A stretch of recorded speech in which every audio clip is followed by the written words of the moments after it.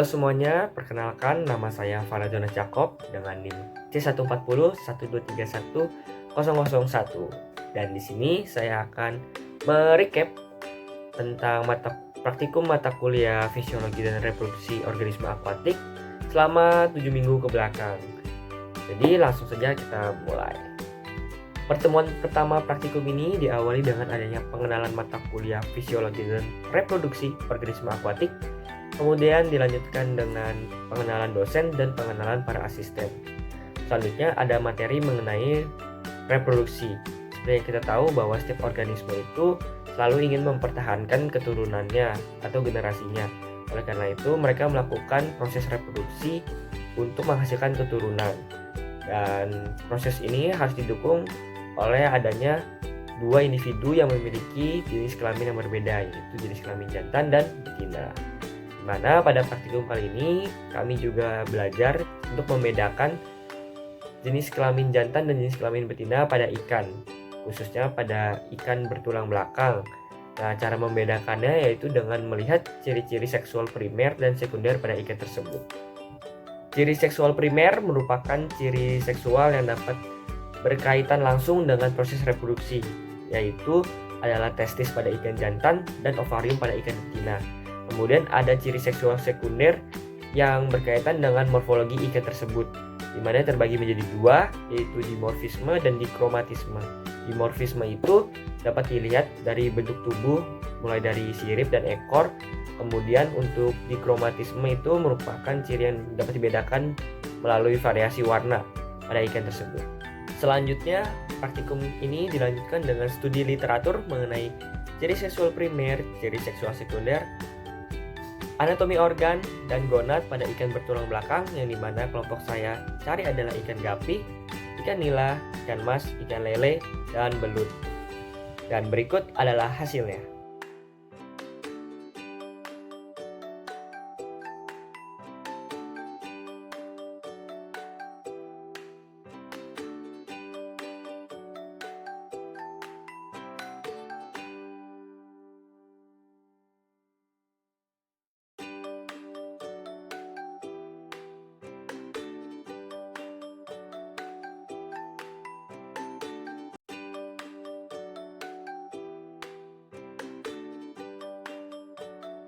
Kemudian kami sudah masuk kepada minggu yang kedua, di mana pada minggu ini akan mencari ciri seksual primer dan sekunder pada ikan mas, lele, dan ikan nila secara langsung.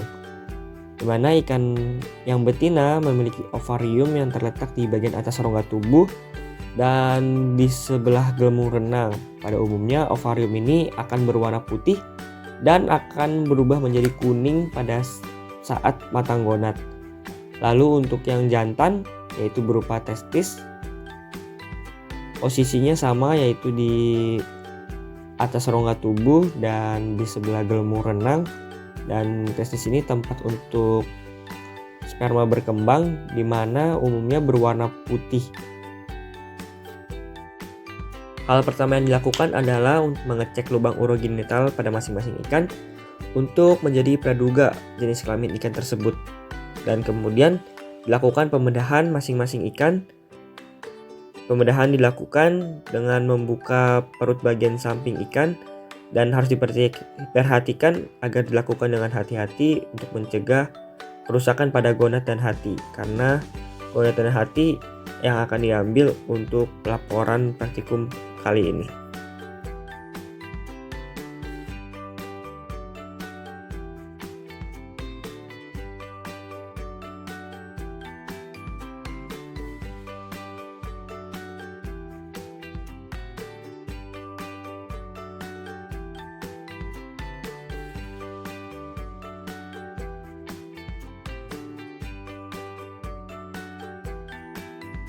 Setelah ikan tersebut dibedah, kami dapat melihat organ dalam ikan tersebut, termasuk gonad dan hatinya. Selanjutnya dari masing-masing ikan ini diperiksa gonadnya apakah dia jantan ataupun betina. Dan setelah diperiksa, dilakukan pengeluaran organ tersebut untuk dilihat lebih jelas. Dapat dilihat bahwa di sini ikan mas berkelamin jantan, ikan nila berkelamin betina, dan ikan lele juga berkelamin jantan. Selanjutnya pada minggu yang ketiga, kami melakukan praktikum mengenai ciri seksual sekunder dan primer dan anatomi organ reproduksi pada hewan avertebrata, yaitu berupa kepiting bakau, udang faname, lobster air tawar, kerang, dan cumi-cumi. Prosedur yang digunakan sama seperti praktikum minggu sebelumnya, yaitu mempraduga jenis kelamin yang dimiliki oleh hewan tersebut melalui ciri seksual sekundernya, dikromatisme maupun dimorfisme. Kemudian setelah itu dilakukan pembedahan untuk memastikan bahwa gonad yang dimiliki oleh hewan tersebut adalah jantan atau betina. Hewan pertama yaitu kepiting bakau. Di sini dapat dilihat dari perbedaannya, yaitu pada capit yang dimiliki oleh kedua kepiting ini. Dapat dilihat bahwa kepiting jantan memiliki bentuk capit yang lebih besar dibandingkan dengan betina. Dapat dilihat juga dari abdomennya, sebelah kiri yaitu kepiting jantan dan sebelah kanan kepiting betina memiliki perbedaan yang sangat signifikan. Dan setelah dilakukannya pembedahan, ternyata praduga dari ciri seksual sekunder tersebut dinyatakan benar karena gonad yang dimiliki oleh kepiting betina berwarna oranye. Kemudian untuk kerang hijau juga dilakukan pengecekan ciri seksual sekundernya, dikromatisme maupun dimorfisme, namun sayangnya tidak begitu kelihatan. Jadi langsung kami lakukan pembedahan, kami buka kerang tersebut dan terlihat bahwa yang memiliki isi daging berwarna putih itu adalah berkelamin jantan, dan dapat dilihat juga bentuk gonadnya sepasang di bagian bawah. Dan ketika dibedah berisi warna oranye itu menandakan berkelamin betina karena warna oranye tersebut merupakan sel telur dari kerang hijau tersebut. Selanjutnya dilakukan juga pengecekan pada hewan cumi-cumi. Dapat dilihat dari kedua cumi-cumi tersebut memiliki satu tentakel yang lebih panjang dari tentakel lainnya. Tentakel tersebut disebut Hectocotylus yang merupakan alat penyalur sperma yang dimiliki oleh cumi-cumi berkelamin jantan. Sehingga praduga kami cumi-cumi ini berkelamin jantan, dan ketika dilakukan pembedahan terbukti bahwa cumi ini memiliki gonad yang berwarna putih, yang berarti cumi-cumi ini berkelamin jantan. Selanjutnya dilakukan juga identifikasi lobster air tawar. Dapat dilihat perbedaan jenis kelamin keduanya dari ciri seksual sekunder, yaitu dimorfisme dan dikromatisme. Yang terlihat adalah bahwa lobster jantan memiliki capit yang lebih besar dan warna yang lebih terang. Sementara untuk lobster yang betina memiliki ukuran tubuh yang lebih kecil dan capitnya juga yang lebih kecil. Perbedaan lainnya juga dapat dilihat di bagian bawah lobster tersebut. Lobster jantan memiliki tonjolan pada bagian kaki untuk menyalurkan sperma, sementara betina tidak memilikinya karena digunakan untuk menyimpan telur. Begitu juga dengan udang faname. Selanjutnya kami telah memasuki minggu yang keempat, di mana pada minggu ini kami belajar tentang perkembangan tingkat kematangan gonad suatu ikan. Gonad itu terbagi menjadi dua jenis, yaitu testis pada ikan jantan dan ovarium pada ikan betina. Testis berfungsi untuk menghasilkan sperma, sementara ovarium berfungsi untuk menghasilkan telur. Tingkat perkembangan gonad ini berjalan lurus seiring dengan berjalannya usia dan bobot suatu ikan. Tingkat kematangan gonad ini dibagi dalam beberapa klasifikasi, yaitu tingkat kematangan gonad yang pertama, di mana gonad belum matang. Kemudian tingkat kematangan gonad yang kedua, yaitu gonad mulai berkembang. Tingkat kematangan gonad yang ketiga, gonad sudah hampir matang. Tingkat kematangan gonad yang keempat, gonad sudah matang sempurna dan siap untuk memijah. Dan yang terakhir, tingkat kematangan gonad kelima, yaitu di mana ikan sudah memijah.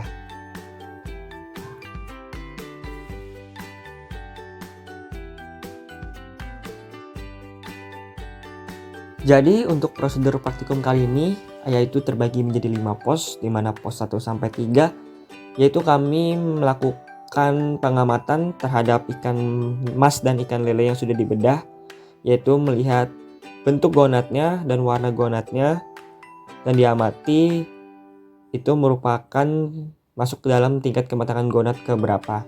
Selanjutnya di pos keempat kami melakukan pengamatan tentang kematangan gonad pada udang hias, yaitu udang ceri, menggunakan mikroskop. Di sini juga kami mengamati bentuk telurnya dan warna telurnya dan melakukan praduga tingkat kematangan gonadnya. Dan yang terakhir, kami melakukan teknik kanulasi dengan alat kateter pada ikan lele untuk mengetahui tingkat kematangan gonadnya dengan cara melihat seberapa banyak telur yang dapat diambil.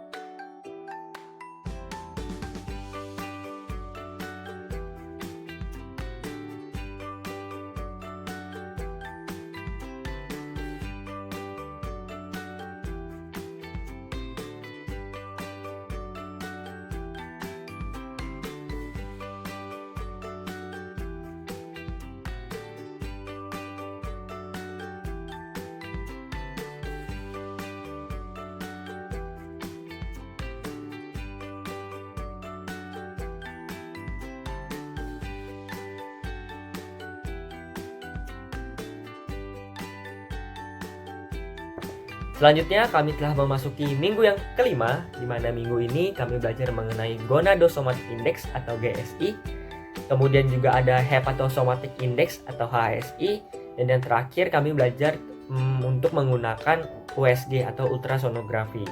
Sesuai dengan namanya, Gonadosomatic Index atau GSI merupakan perbandingan bobot gonad ikan dengan bobot tubuh ikan yang dijadikan dalam persen. Sementara untuk Hepatosomatic Index atau HSI merupakan perbandingan antara bobot hati ikan dengan bobot tubuh ikan yang dijadikan di dalam persen.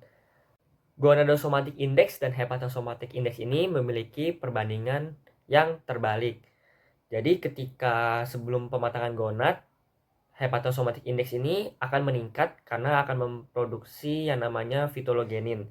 Dan ketika ikan akan mematangkan gonadnya, Hepatosomatic Index ini akan menurun karena hati akan melakukan proses yang bernama fitologenesis untuk menghasilkan kuning telur untuk gonad, sehingga Gonadosomatic Index-nya akan meningkat dan Hepatosomatic Index-nya akan menurun.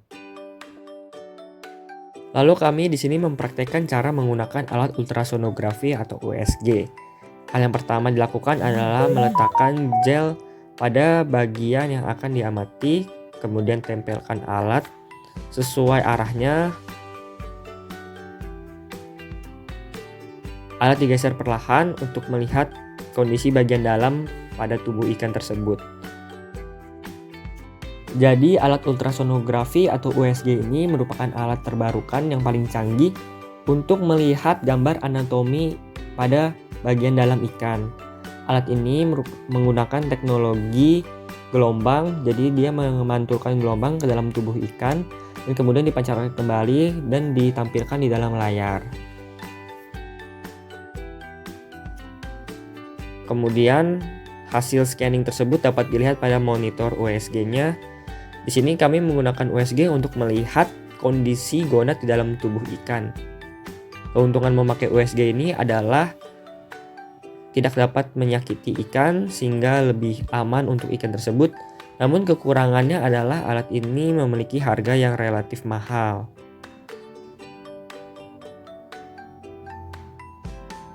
Dari hasil USG ini kami dapat melihat gonad di dalam tubuh ikan dan dapat melakukan praduga bahwa ikan ini berkelamin jantan atau betina dan memiliki tingkat kematangan gonad keberapa.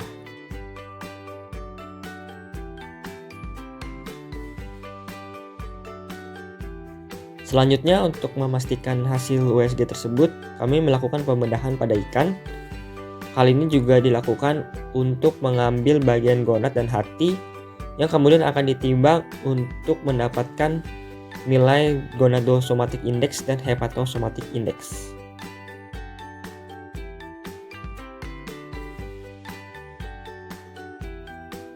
Selanjutnya, kami telah memasuki minggu yang ke-6, di mana pada minggu ini kami belajar mengenai fekunditas dan diameter telur pada induk ikan. Nah, fekunditas ini dapat diartikan sebagai jumlah telur yang dapat dihasilkan oleh induk ikan pada proses tingkat kematangan gonad ketiga maupun keempat. Nah, jumlah telur ini dapat dihitung melalui metode gravimetri. Jadi, metode gravimetri ini merupakan metode yang menghitung sebagian kecil telur dari bobot ikan tersebut yang kemudian dikalikan menggunakan rumus, yaitu berat gonad total dibagi dengan berat gonad contohnya dan kemudian dikalikan jumlah telur pada contoh tersebut. Nah, kalau untuk diameter telur pada ikan itu merupakan ukuran besaran telur pada ikan yang dipengaruhi oleh kuning telur atau pembungkus telur itu sendiri. Dan proses ini dipengaruhi oleh fitologenesis yang sudah kami bicarakan di minggu sebelumnya. Pertama-tama kami ingin memastikan bahwa induk ikan mas ini memiliki tingkat kematangan gonad yang cukup untuk diperiksa sel telurnya. Kami melakukan metode kanulasi dengan alat kateter dan dibantu dengan USG untuk memastikan bahwa selang tersebut masuk ke dalam gonad. Setelah itu kami melakukan pembedahan yang dimulai dengan membunuh ikan tersebut.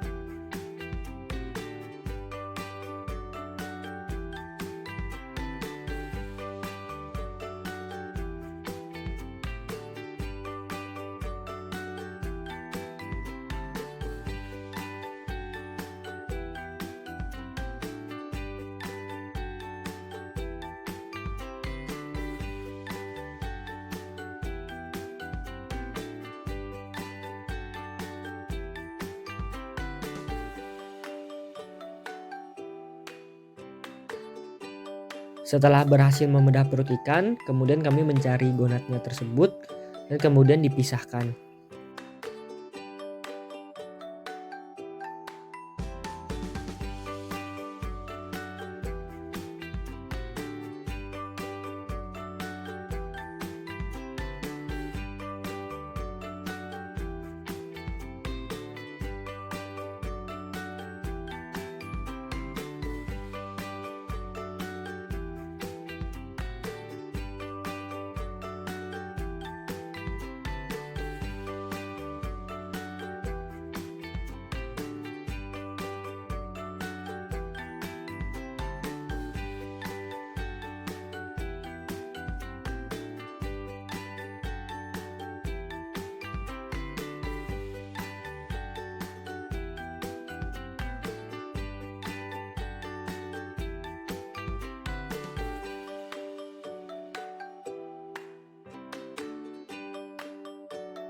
Kemudian dari gonad yang sudah dipisahkan tersebut, diambil sel telur yang ada di dalamnya, mulai dari bagian posterior, anterior, dan di bagian tengah.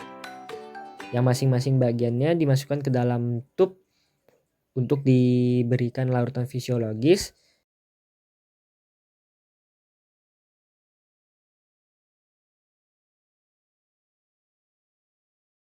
Selanjutnya dari sampel telur yang sudah diambil, diletakkan di preparat untuk kemudian diamati diameternya, dan sisanya kami lakukan perhitungan secara manual untuk menghitung jumlah fekunditas pada induk ikan mas tersebut.